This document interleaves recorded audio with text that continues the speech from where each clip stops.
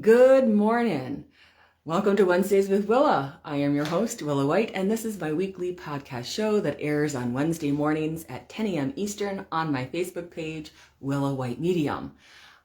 This is a wonderful show that you can tune into weekly, Wednesday mornings, and you can look at the archived videos of past shows on my Facebook page, Willa White Medium, as well as my YouTube channel. This goes out on the Lilydale Assembly page, and when I'm in my home office, I'm able to do Lilydale Blog Talk Radio. I do encourage you to look and enjoy the other Blog Talk Radio shows that Lilydale offers throughout the week, and I have to say I'm really excited to be back here in the Lilydale Museum. Our historian Ron Nagy is so generous to let me come in and offer special access tours to you. So I do encourage you to look back at other past shows we've done here in the Lilydale Museum. Most recent one was about the train depot of Lilydale, and Ron did such a great job of explaining the history of bygone years. And we'll have more Lilydale history for you as well, but today we're going to be focusing on the women's suffrage history wall here in the Lilydale Museum and women's equality. And I have as my special guest Celeste Elliott, so I want to bring her on to the show. Celeste, glad you could be with me today. Thank you for inviting me. I'm excited. Yes. Celeste is a registered Lilydale medium, and she's also a Lilydale radio podcast show host. Yes. That's a mouthful to say. Yeah. And you've been a wonderful volunteer with women's history, so I know you have a lot that you'll be able to bring to the table. For those of you who want to tune into Celeste's show, she's on Thursday mornings, 10 a.m. Yes. So you can get more Celeste that way. And we're here with Ron Nagy, who's our wonderful Lilydale historian. So if you've been here in the museum before, you probably recognize Ron, and he's always very helpful in terms of understanding the history of Lilydale and bringing it to life for us in today's modern times. So, with these two mega stars of history, we're going to enter into the world of women's suffrage, women's equality, and Celeste is going to show us some wonderful pieces that are here in the museum that Ron is keeping us kept up with, and he'll explain some important aspects as well. So, without further ado, we'll go ahead and how about you? I'm going to switch this around, and so it can be focused in on you, Celeste. And you can tell us a little bit about women's suffrage in Lilydale and all that good stuff. Okay. Well, actually, let's start at the very, very beginning. Okay. Right over here, we have Elizabeth Lowe Watson, and she was a nationally known women's suffragist. And also, she was the first person to speak at the Lilydale camp. Ooh. She dedicated the camp for us. Nice. So you have to remember that at that time, it was revolutionary for women to speak in public, let alone to do something as important as dedicate an entire camp. So that was a very, very big deal. But also very funny story about why she was the first speaker, because she wasn't slated to be the person who spoke, and she spoke for 2 hours when she dedicated the camp. So imagine being able to do that just like with very little preparation, off the cuff. That's pretty exciting. It must be spirit inspired. Yes, exactly. But that's, that shows us that the type of people that were gathered. Now, there was a distinction between when Lilydale was a picnic that was started from the Leona Freethinkers group just down the road here, and when Lilydale became an actual camp. And at that time, I believe, Ron, was the camp season was what, like, was it only already a couple days? First a day, then 2 days, 3 days, worked up to a week. And then when Lilydale started, they still had their picnic for a week or two. Yeah. And then Lilydale would start 2 weeks after that. They didn't stop that till almost 1900 because it was too awkward to have 2 camp meetings and people had to travel twice. Right. So people could make it to one or they could make it to the other, rarely both. That makes sense. So they combined them. Yeah. So that's very interesting. But Elizabeth Lowe Watson, she dedicated the camp, but it was Reverend Dr. Anna Howard Shaw that was supposed to dedicate the camp, but she missed her train. Whoops. So if you know these big name speakers that travel all over the country and they have layovers at airports and sometimes they miss a flight, that's what happened for the dedication. And explain to of them the who Lily Shaw Dale camp. is, because some people are not going to be familiar with Okay, the so history. although spiritualists have ordained women from the very beginning, when it was considered an official religion, and we started doing that, Dr. Shaw was not a spiritualist minister. She wasn't even a spiritualist, but she was one of the first Methodist female ministers in the United States. I think she was the first or second to be ordained. And that in itself was a big deal, but she was a medical doctor. Her family had immigrated from, I believe, England, and they were kind of out in the wilderness. I know they were in Canada for a while. She had to be self-educated for a long time, and then she worked her way through. And of course, medical school then is not what it is now. Right. It's not, 8 years to go all the way through, but it was still quite a bit of study. And, very, very, very unusual for a woman to be allowed to go to medical school and graduate. Yes. Mostly it was, people who were calling themselves doctor or doctoress at the time and had very little to no training. She actually did. She actually knew what she was doing. Which is a wonderful thing. How wonderful she wanted to come to Lilydale and be part of the opening of that. Yeah, but here's why. So in Chautauqua County had a massively well-known women's political equality club. So that, our county seat is Mayville in Chautauqua County. That club was massive, and then each individual town had their own political equality club. And usually it was women meeting in their, somebody's living room, rarely was their headquarters. However, just down the road here, at the end of East Street, sorry, I lost direction as to which road we were on. At the end of East Street, there is a house that is still standing that we need to talk to the owners about getting a plaque for them, because that is the political equality building for Lilydale. So that's very exciting. But we have, let's see, here we have our officers of the Political Equality Club. That's from 1910. So the Women's Day event started with the first year that camp was open. It was one day, and because every day had a theme, every day had parades, every day, because it was, like a 2-week season. So we could do that. But it supported the equality clubs. And we were able to get a lot of big names because the people that were here and associated with the Lilydale camp were recruiting as people came through Mayville. And part of the attraction was the proximity to Seneca Falls, because it wasn't that far away, just a few hours by train. Yes. So that was very, very helpful. But so we have these women, some of whom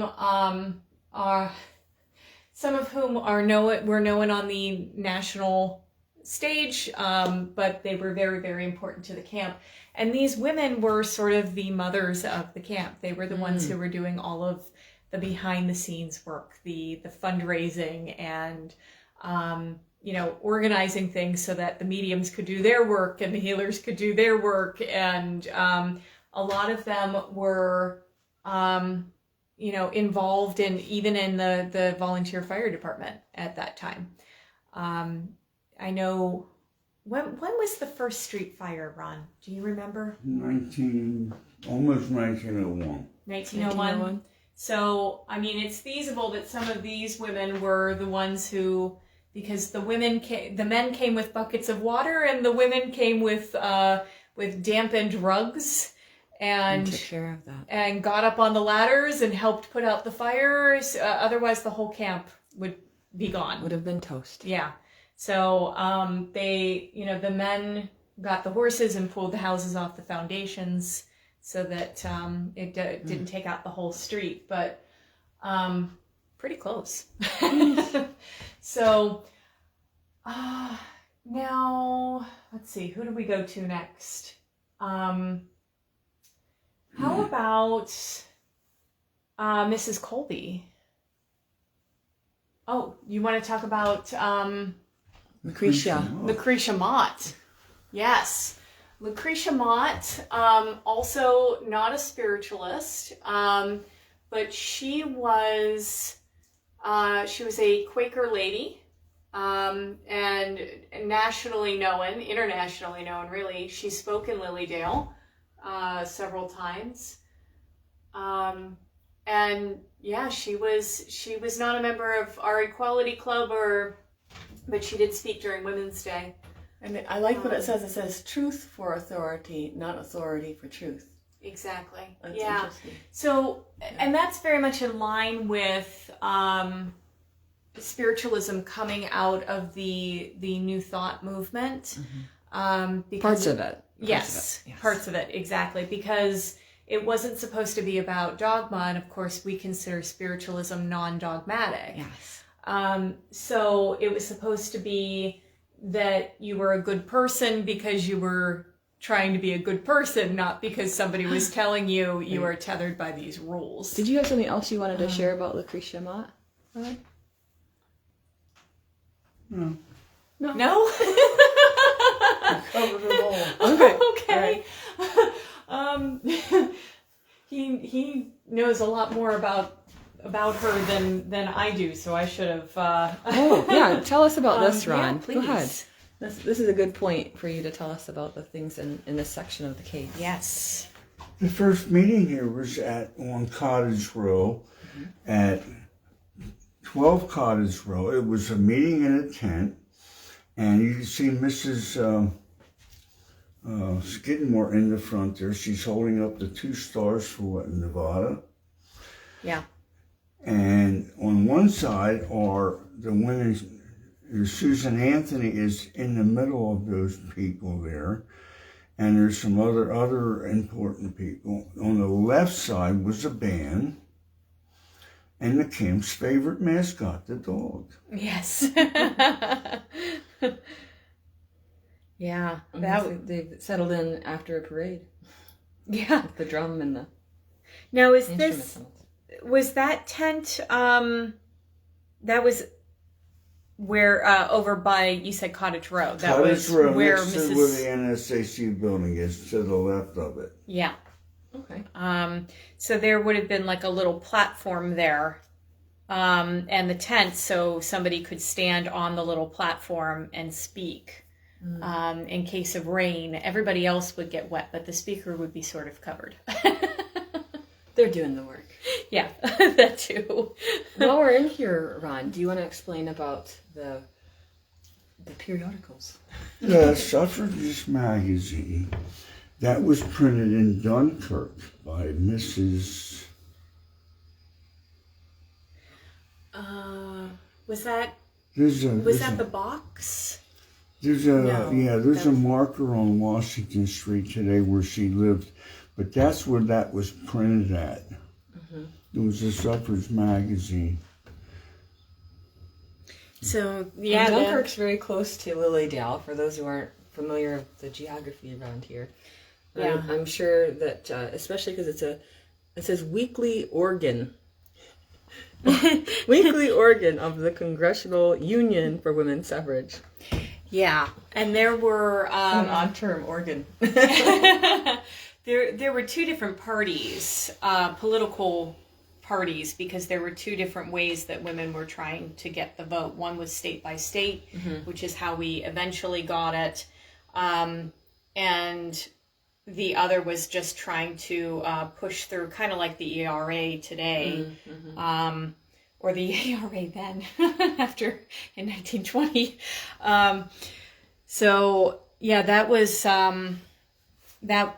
But there was a lot of overlap. Chautauqua County is a large Babcock. Yeah, Eleanor Babcock is the one who published the Suffragist. Yeah.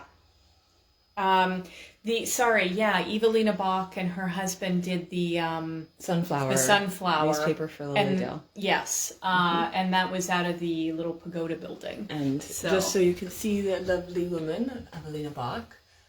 So for those of you familiar with the pagoda building, it's not far from the auditorium and the cafeteria in Lilydale. Yep, that is currently used for the Sunflower Cafe, but for many years the Women's Day Committee ran it. First, Evelina Bach and her husband ran it as a souvenir shop.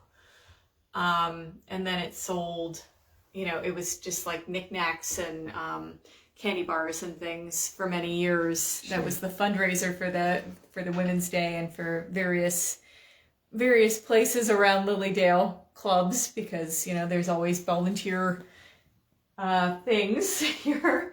But did you want to tell them about the registry? This is the hotel registry. That's pretty cool. Hotel registry from the Leland Hotel.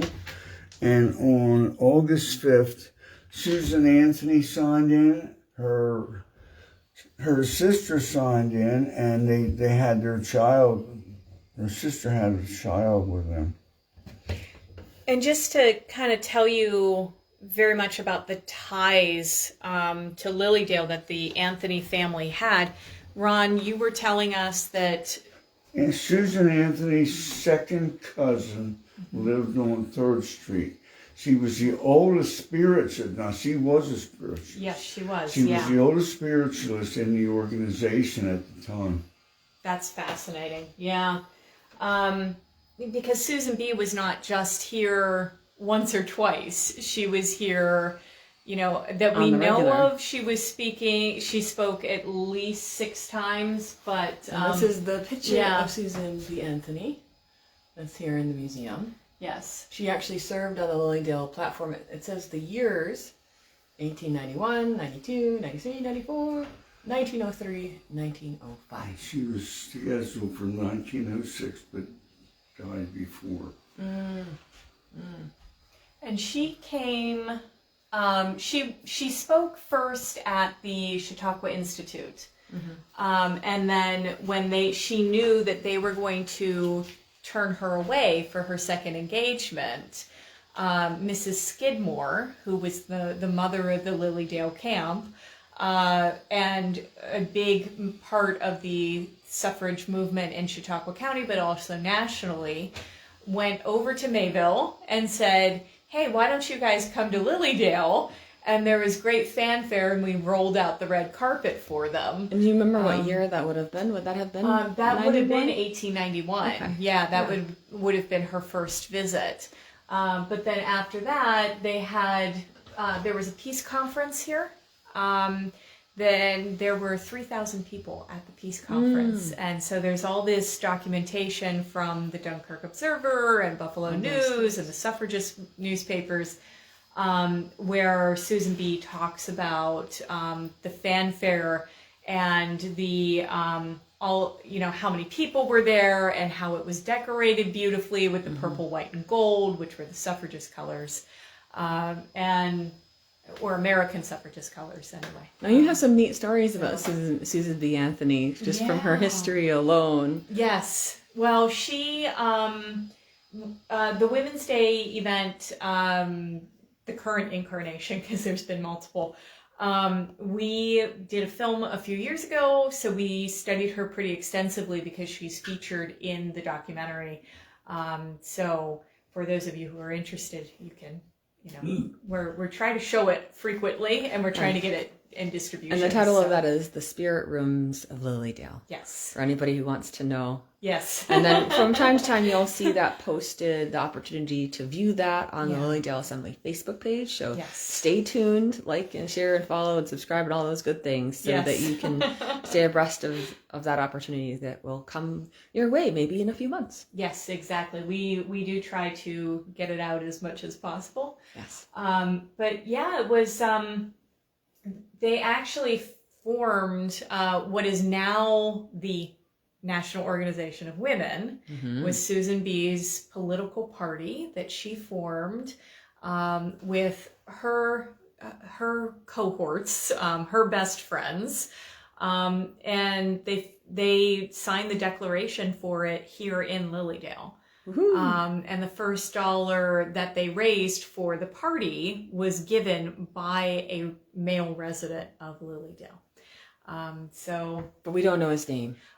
Not off the top of my head anymore. But there is record of his name and yes, exactly. Who to attribute that to. I will have to put that in the comments later because the minute I tried to remember his name, it went immediately out of my head. So I get it. Sorry about that. Probably Richmond. Richmond? You think He it had was to Richmond? lose money. That would make sense. Oh. So, but it really was the Political Equality Club that was doing the work for the Women's Day. And it was two separate organizations with almost perfect overlap. Okay. So, yeah, you had some people that were more concentrated on the actual political work that were going out into the county and out into the national conventions and this sort of thing to organize things. But it was very important for the group here as well. Yes. So there was before we go on to anybody else, Celeste what did I do? was telling me before we started that Susan B. Anthony had proposals of marriage. And I was like, whoa. It's like, because you don't think about Susan B. Anthony ever having the opportunity to possibly get married. So I just have to share with you guys, it was jaw-dropping to me. No offense, Susan B. Anthony, if you're listening. The thing is, she was considered a very attractive woman in her youth. And so that it wouldn't have been, unheard of. She really got into this. Her father was a lot more political than she was. He was a fairly staunch Quaker, and their belief system, she never went through the confirmation to become a Quaker. So she was raised as a Quaker, but she wasn't a Quaker. And the belief system at that time, and it was her father who was good friends with Frederick Douglass because the Quakers and the abolitionist movement. And he tried to get her involved with some of the early women's political equality things, and she was having none of it, except that she really wanted to be paid decently well as a teacher because she wasn't married and she wanted to survive. Her and her sister really supported her so that she could go off financially and on a teacher's salary, which has never been great. No. So then the other interesting thing you had said is the main reason, or the reason, the top reason that Susan B. Anthony decided to do all of this is because she wanted equal pay. Yeah. That was her main thing. And so the thought process came out of it that if it wasn't like free the women per se. It was just show me the money equally. Yeah. I mean, I don't think it was a great thing. It was just like, well, I'm doing all this labor. Why shouldn't I get paid the same? Why shouldn't I be seen as equal? And you have to imagine if you come from a background like the Quaker background where you are considered equal and then you are not treated that way by the rest of the world, that's gonna, trip you up a little bit. So titillating facts about Susan B. Anthony. Yeah. She had... Yes. And then just so everybody, I didn't want to dismiss Marion Skidmore up there. She was the friend that went to Chautauqua, to Mayville to say to Susan B. Anthony, come and speak at Lilydale. Yes. And Marion Skidmore, as Celeste said, was one of the mothers of Lilydale that helped make things possible. And she believed in education so strongly that she developed a library system here in Lilydale, and that's why the Marion Skidmore Library, the beautiful brick building behind the auditorium, exists today. You know, she was also, she got into spiritualism because she lost a child. She lost her only daughter, and it was heartbreaking for her and very difficult. But her father was one of our first board members, and then he passed away, and she took his spot. So she was one of the first female board members also. She was a vice president.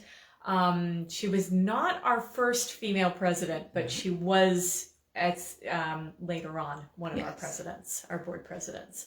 So not only have we been ordaining women from the beginning, but allowing them positions of power. Yes, they were allowed to vote on the board. And so, yeah, this was, but she was very big into the Political Equality Club, obviously. And part of what they did for Women's Day were not just like rallies and political conventions. Those were sometimes very separate from Women's Day. What they would do is they would hold dances and they would hold dinners and they would do parades every year. And, you know, so there was meant to be some fun with it. Yeah, there's a social fun aspect. Yeah, exactly. So if you look over here, you'll see some of the ribbons from various Women's Days. 1906. So, Ron, when did we change our name to Lilydale? Because it was 1906. 1906. Okay, so that would be why it was such a important ribbon, because we started as the Cassadaga Lakes Free Thinkers Association, and then City of Light. Because we were the first ones in the county to have an electric generator, so we had lights. And then... And also the spiritual light. Yes, and also the spiritual light. Yes, yes. And then these are these... Yeah, those are dance cards. So, you know, Celeste was just talking about the dances. Yeah. So what you would do is you would go into a dance, and you would get... every woman would have a card, and they would be these little booklets. And the cutest little pencils. Yes, and often they would be, you know, partially filled out already. But they did, sometimes they did like taxi dances. So women would, you would have to pay to have a dance with somebody. To raise money. Right, to raise money as the fundraiser, or the men would have to pay the tickets. So those pencils are better than golf pencils. I agree. Those are way better. They're adorable. But that was like a whole industry, because dances were so important. You would have those. Yes. And, look at that. Ron's got dance some more tickets. Dance tickets. Yeah. Beautiful. 1911 in Lilydale. So you would match up your little books, and then somebody would approach you and say, you know, oh, may I have a dance? I buy this dance, you know, from you? yeah. Can I have a waltz? Can I have a, you know, whatever? Yeah. And it would go in the little book. And yeah, so that was part of how they did it. You know, there were very silly little things. Sure. It wasn't always like serious drilling down, give us a vote kind of situation. Exactly. There's a niceness of attitude that is also present. And some of the postcards that were sold are absolutely hilarious. And I wish I had prepared. We could... You know, Ron could probably do an entire show just on the postcards, because they're really very interesting. But we should talk to them about how for Women's Day, what they would do is they would have bunting that they would put onto the houses and do all of that.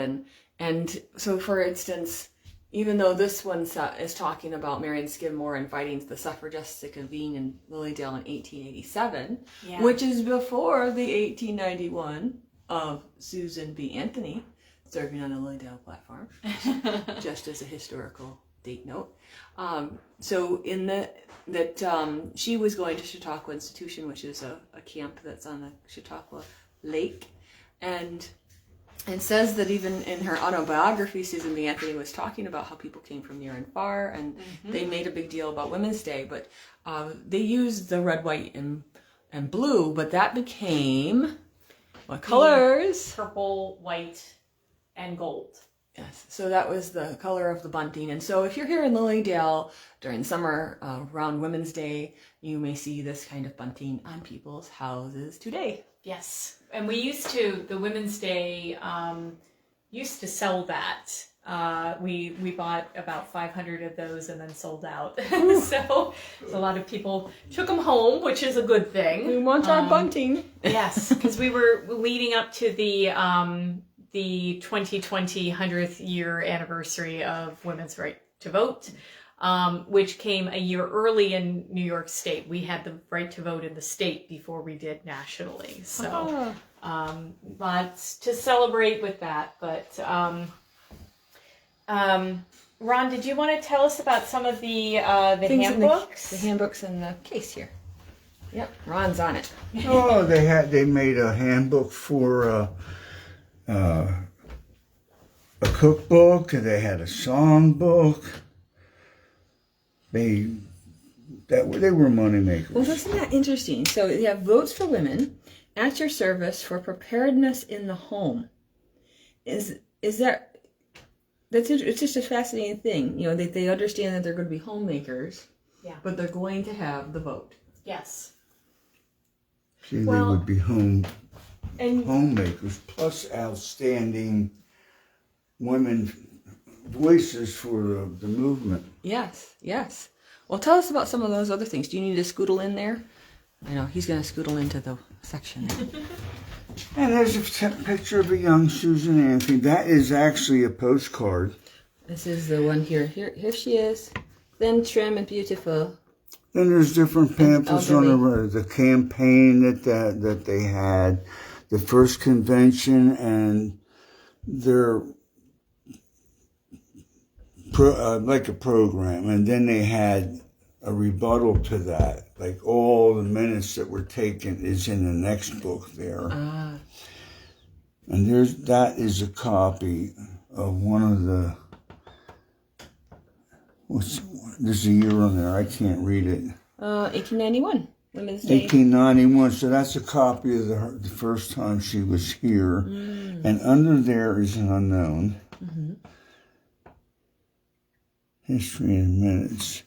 And then the next one is the 36th annual meeting, State Federation of Pennsylvania Women. That's right. What's that date? What's that date? 1931, October 12th to 16th. Hey, that just happened. And there's an article, and they used to paste newspaper articles in old used books to save paper and money.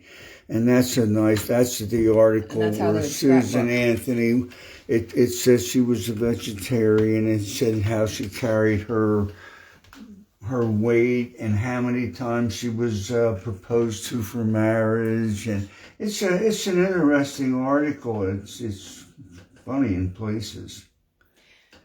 It's interesting too. There's the WCTU handbook, the Women's Christian Temperance Union. And although spiritualists were not, by and large, Christian, there was a lot of overlap between the women's rights movement and the women's Christian temperance movement, because decisions were being made by men in bars. Or, even if a woman worked, she didn't own her paycheck. Right. Because she was property, because she didn't have the vote. It could be spent in the bar. It could be spent on the bar. It could be spent anywhere. The husband could go to the employer and say, give me her paycheck. So spiritualists were involved in the abolitionist movement, the temperance movement, the divorce reform movement. They had this really radical notion that if you were with the wrong person, that you should be able to get divorced. and not just under means of extreme cruelty, which a lot of women, that was the case, you know. So if you got into a bad marriage, you were really in very big trouble. What are some of the other things you'd like to share? How about the woman from Tennessee? That they were ashamed to bury her in. Where's that? Yeah, so Ron has a picture of the women suffragists. I think she was from Tennessee, Josephine Henry. There were people came in here to the museum and they were reading this here. This is members of women's suffrage from all the states. And they come in here and they seen Josephine Henry's name. And they said, oh my gosh, they said, we just put a big monument in the cemetery for her and had a celebration, and we have one every year. And I said, well, okay, thanks for the information. And they said, well, the big deal was when she died, they were so ashamed of her being a woman suffragist that they wouldn't bury her in the cemetery if there was a marker on her grave. So that I thought was an interesting piece of information. And so these numbers correspond with this photograph of the United States women suffragists. It's believed to be taken in Washington, D.C. prior to the year 1894. I'll get it. So there's Susan Anthony, Susan Anthony's sister, and the child. And this is Susan Anthony's main people that, I think this is Mrs. Babcock here. She's the lady from Dunkirk. Yes, Eleanor Babcock. She looks tough. Yeah. Well, that one says Jane Sparford. Regardless. Yeah. Regardless. So there's so many people in this picture though that have been in Lilydale and spoken here. So you had Isabella Beecher Hooker. She was here and spoke on the auditorium stage. Susan B., of course. Okay, so that's Isabella's number 4. Yes. Right there, right next to Susan B. Anthony. Yes. They were quite close. Anna Howard Shaw is number 7. Number 7. So here we go for her. Yes. And Marion Skidmore, of course. 11. We talked about her. She's 11. Oh, there she is. I see her face. She's right up there. She's the second row, second from the left. And of course, Ron pointed out Lucy Anthony, which is here with the child. And let's see. I want to say that Miriam Avery was here as well, but I would have to double check notes on that. Colby, 28. Amelia, Clara B. Colby. And yeah, so I mean that's a lot of people, that were very, very important. We did not really discuss Abby Louise Pettingill. She's in this one, but she was a very big name in the women's suffrage movement. Oh yes, her picture's over here. I'll get you a better picture, folks. Here you go. Do you want to tell her story or no? Okay, you want me to. All right. Also, I love that we can say it's her story instead of She first met Marion Skidmore on a train in Ohio. Yeah, we talked about that one from the train depot one a little bit ago. Marion Skidmore talked to her, and she said, I'm going to go to Lilydale. Sounds interesting. And she never left. Yeah. She would come and go, but she bought a house. And she was a wealthy benefactress to Lilydale. Her house is still here. It is the first house that you see when you come in the gate currently, which is now the Aurora House guest house. And she also bought the Leland Hotel, or the Leolin Hotel, that is across the street from Lilydale, which is named after her granddaughter. And the Leland Woods is named after her granddaughter subsequently as well, which is where we hold our Inspiration Stone service, and it's also our old growth forest. So Marion Skidmore brought a lot of folks. Susan B. Anthony and Abby Louise Pettengill and many more. And many more is quite right, yes. So we're grateful because Abby Louise Pettengill ended up being the first woman president and did a lot of great work here in Lilydale. Where's some other ones? Here. Oh yes, that's the one we were. Susan Anthony, Mrs. Skidmore, Mr. Skidmore, and that was the housemaid. And then there was two other ones were relatives, and this, oh God, she was. That's the one we didn't talk about. Oh, who is it then? I think that's Maggie Wheat. Well, it says Maggie Gall. Maggie Gall. Yeah, Maggie I don't have Gall. a picture of her up here. But Maggie Wait and Maggie Gall are the same, aren't they? I thought that was one was her. Maybe, because I only That's have Maggie one Wheat. picture up there. You know what? They look a lot alike. Well, if they're not the same person, they're twinning. We will. I'll check that.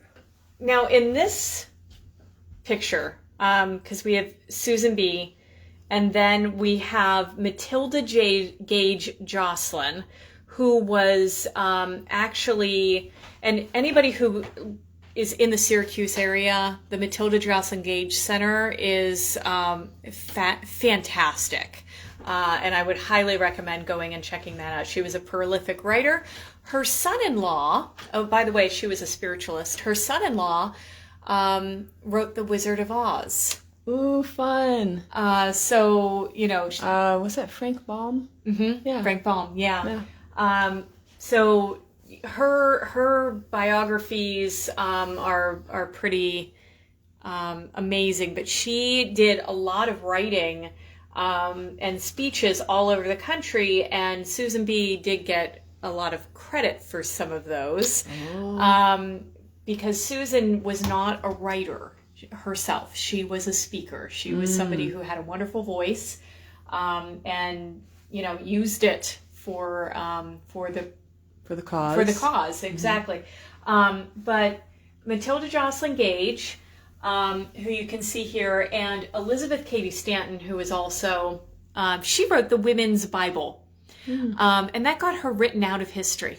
But she was the speechwriter for Susan B. She did the majority of the work. And these three women wrote a series of, they had a newspaper together.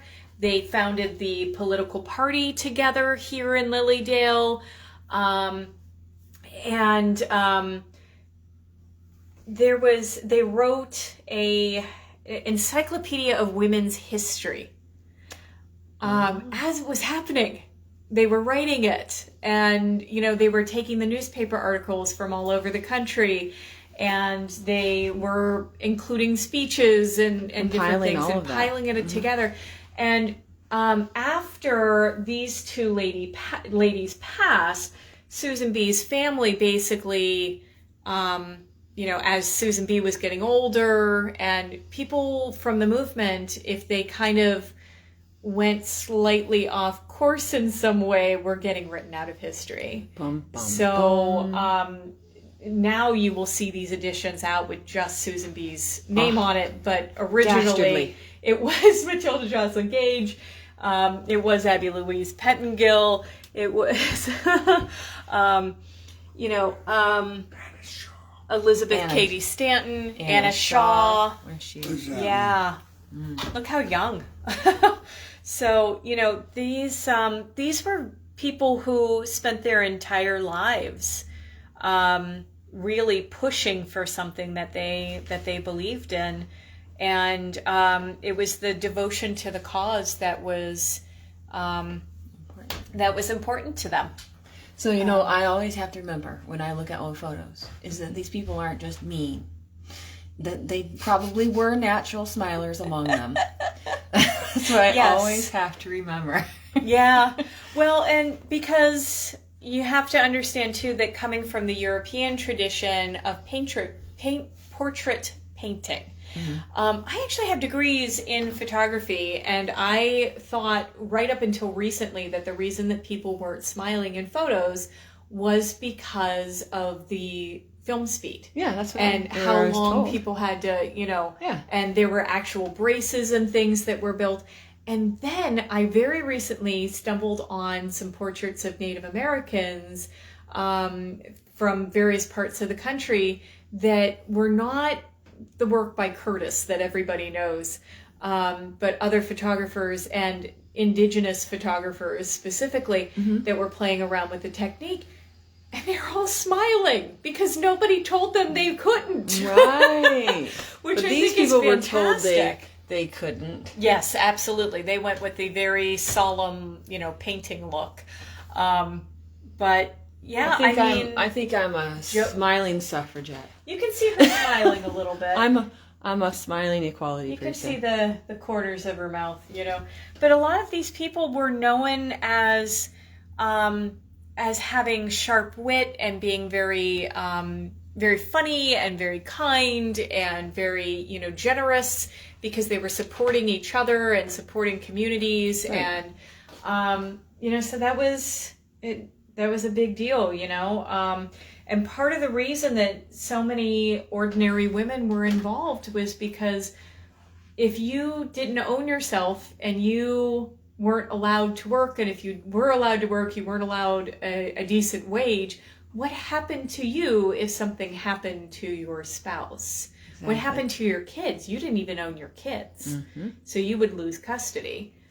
And I think it is important to note there were men who supported this cause and were really integral in helping this along, not just women. I mean, of course, women need to be featured with this, but there were men that were also very supportive of their wives and non-wives, women in general. Yes, exactly. Well, I mean, even look at Susan B.'s dad and how he pushed her to get involved in the movement. Are any of these fellows involved with that? Do you know? Any of these fellows on the wall? That's a very good question. They were all supportive. And there's Mr. Richardson. I think he was the bankroller. He was the bankroller for some of this. Okay. That would not surprise me. How about this one? About which one? Oh, yeah. Yeah, we'll get to that one. Is there anybody else on this wall before we move from it? Well, there's Mr. Skidmore on top there. Oh, yes. Oh, this guy here. Yeah, he was one of our first Skidmore. vice president, if not... President, vice president, mostly treasurer. Yeah. So he did quite a bit to get the town off the ground. Did we? We didn't do Elizabeth Purple, and we didn't do Mary Webb Baker. Should we do them and Jenny Hagen real quick?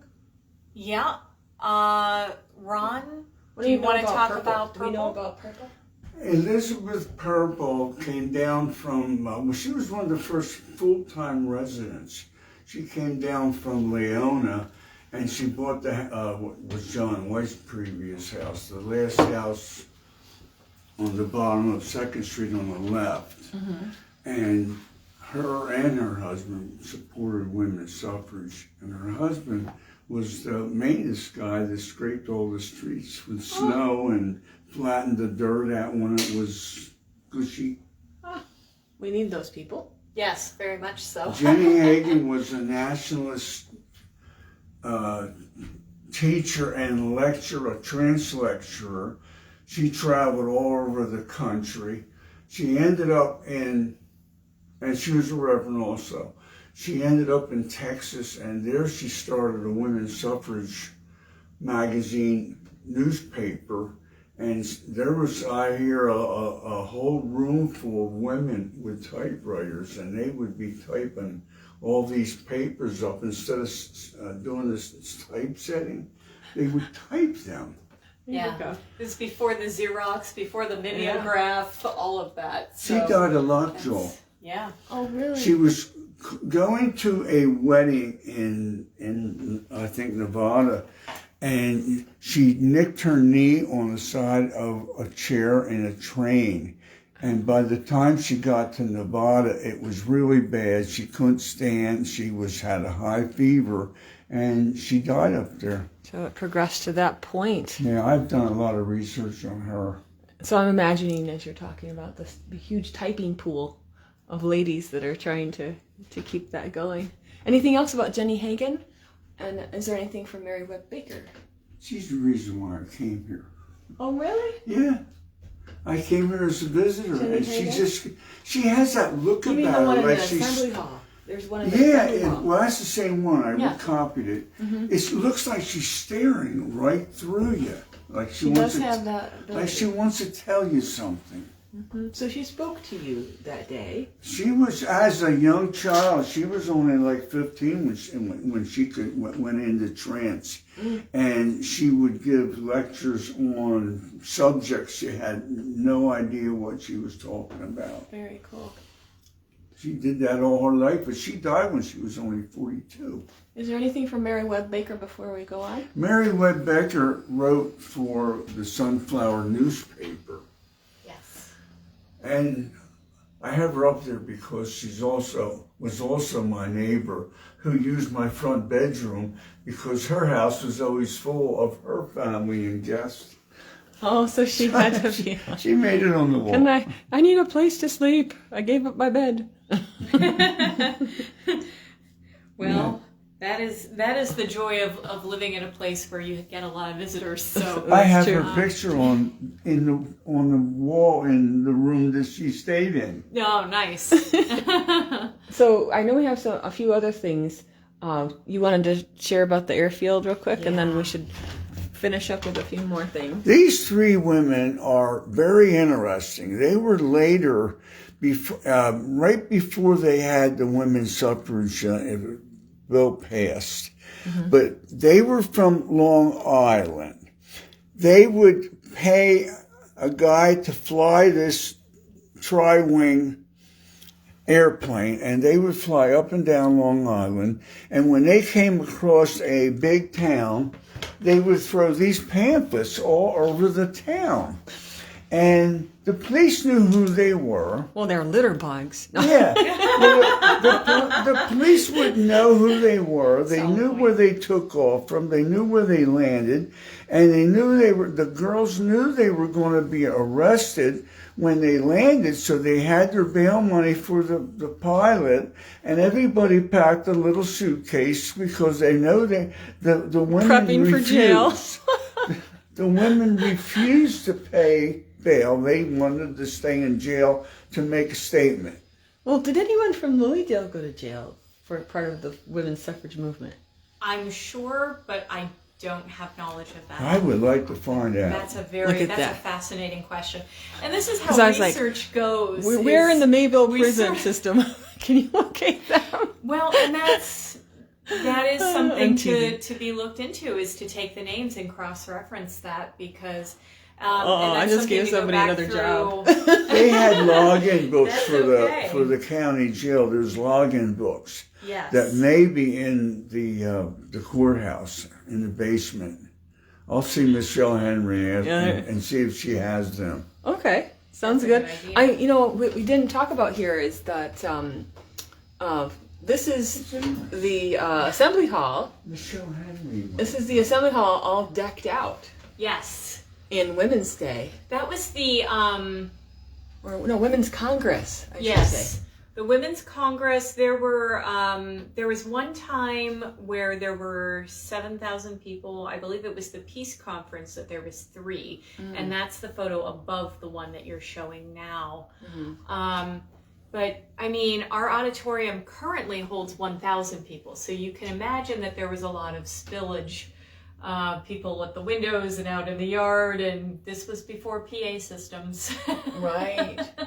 And just referencing back to the more recent show that Ron and I did, talking about the metal beams that were shipped by train.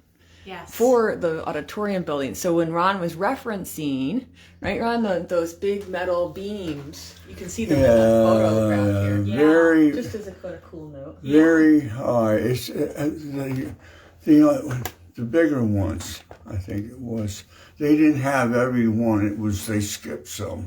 And if anybody wants to know more about what the auditorium looks like, I did a special tour of the auditorium building with one of the History Walk hosts, Ray Taft.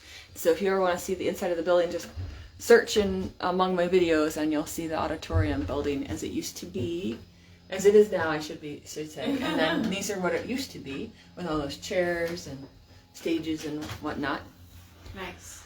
Oh, any last thoughts that you're wanting to share? Did we miss anything, or were we thorough? We kind of missed slightly this sort of overarching theme of why the spiritualist movement and the women's suffragist movement were so closely linked. Okay. Because, and this is sort of the thesis statement of the current Women's Day Committee in our research, is that the movements went hand in hand because women were accepted in spiritualism. They were given a voice, going back to a lot of the trance mediumship that happened at the very beginning in a spontaneous way, or that was sat for. But even going back to the Fox sisters, it was considered that they were speaking for somebody else. And if they were deemed as acceptable vessels by the spirit world, then they would be seen as, acceptable vessels to speak freely. No, and I think that was really well covered in the one book, Radical Spirits. Yes. By Anne, is it Browdy? Browdy, yeah, Dr. Anne Browdy. Yes. Yeah, that's an amazing book. It blends the women's suffrage movement and spiritualism, and kind of brings that part of it into focus for those who are interested in it. Someone's also put into the comments, an excellent biography of Susan B. would be Failure is Impossible. Yes. That is a good one. I can't quite read it. Leslie Stahl. Yeah. But if anybody's interested.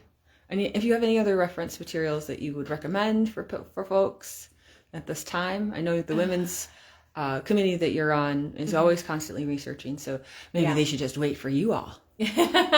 Well, there's several excellent books also on Matilda Jocelyn Gage that I would highly suggest. I would suggest really going back and for people and reading some of these old suffragist newspapers that are online, and really what women were doing and organizing and pushing. And where could they find those online? What are the recommended sources that you think would be best?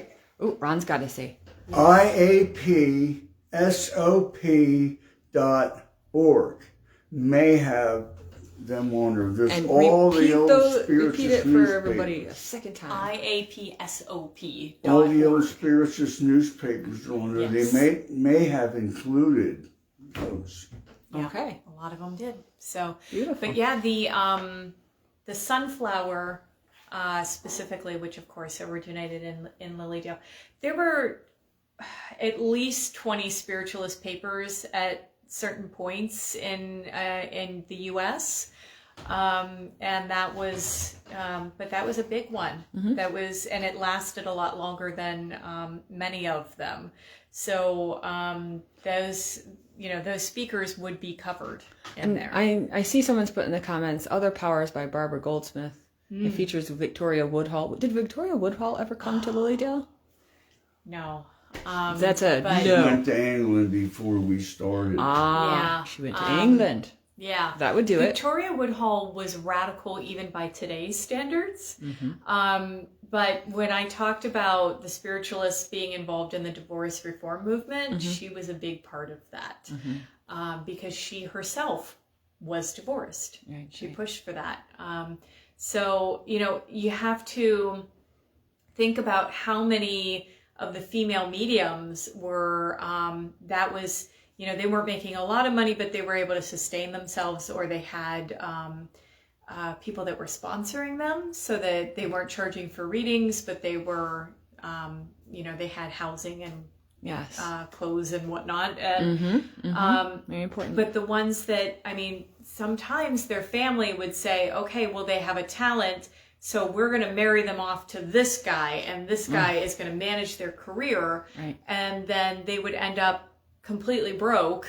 Right. Trying to, So you know. So yes, that's why a lot of these reforms were put into place, and why women fought so hard, and men by their sides would fight this fight. And we're glad that you could share the history with us today. Yes. Really appreciate both of you. Ron Nagy, our wonderful Lilydale historian. Yay. We're so grateful for letting us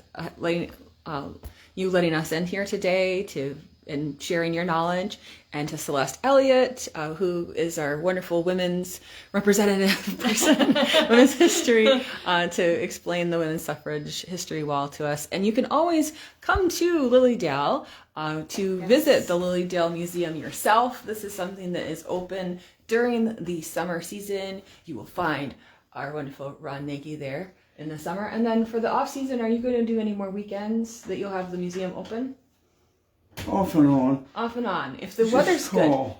Or you can call to make an appointment with Ron if you're interested in coming to Lilydale, not just about women's history, but, you know, there's a lot of history in this beautiful museum, and we certainly would appreciate if you would like to donate to the Lilydale Museum. Please contact the Lilydale Assembly office and let them know that you want to help maintain this building and all of its important contents for spiritualism. So thank you all for being here today, and I'll see you next week on Wednesdays with Willa, same time, but a different place. We won't be in the museum. All right, everyone. God bless. Bye-bye.